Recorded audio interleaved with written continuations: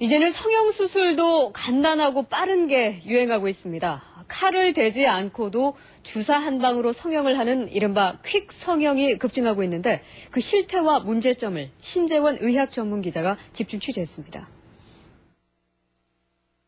38살 이모 씨는 얼마 전 성형외과에서 주사 한 방에 코를 높이는 필러 시술, 이른바 퀵 성형을 받았습니다. 30분 하고 바로 세수하고 다닐 수 있고 그런 성형이 있다고 해가지고 하게 됐어요.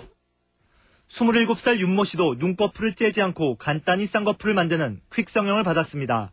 걸린 시간은 10분 남짓. 어려운 게 아니니까 금방 간단히 할 수 있는 거니까. 몸에 칼을 대지 않고 간단한 시술로 신체 부위를 바꾸는 퀵 성형은 이제 전체 성형 시장의 절반 이상을 차지할 정도로 급증하고 있습니다. 처음엔 일부 연예인들 사이에서 유행하던 것이 이제는 일반인은 물론 청소년층에까지 확산되는 추세입니다. 퀵 성형은 무엇보다 시술이 매우 간편해 곧바로 정상 생활이 가능하다는 것이 큰 장점입니다. 수술받는 시간이 굉장히 짧고요.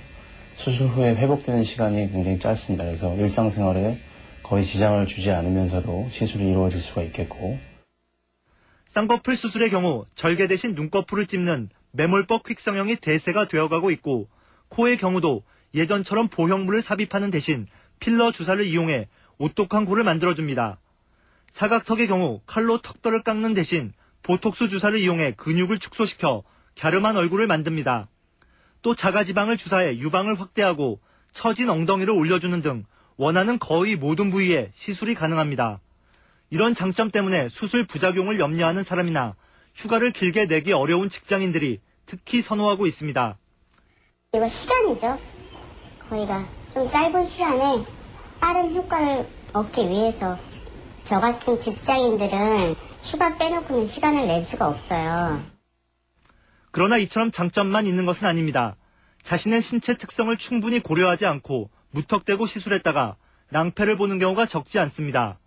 코 퀵 성형을 받은 이 씨의 경우 도톰해졌던 코가 불과 석 달 만에 원상태로 돌아왔습니다. 게다가 좌우 대칭까지 일그러져 오히려 이전보다 흉한 모습이 돼버렸습니다.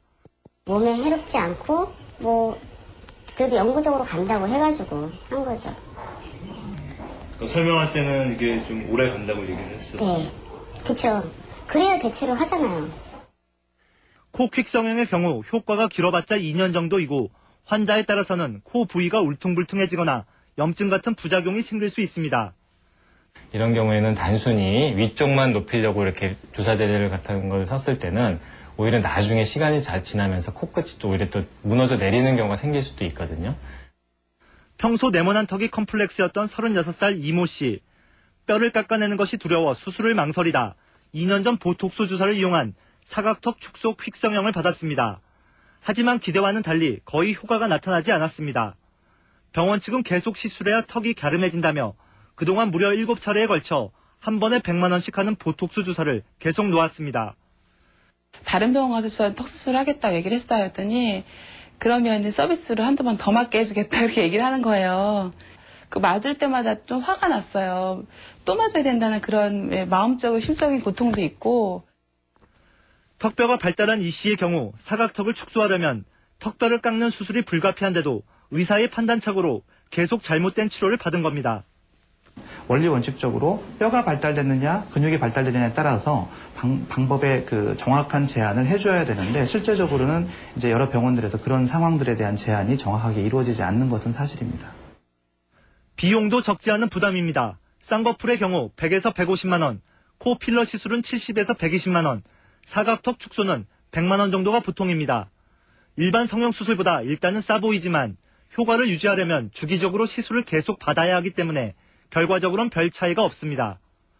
그 돈이었으면 그냥 턱 수술을 하는 게 효과가 빨랐을 건데 그냥 또 돈을 미리 지급한 상태고. 이처럼 문제점이 적지 않은데도 실제 많은 병원이 환자들에게 충분히 설명을 해주지 않고 있는 실정입니다.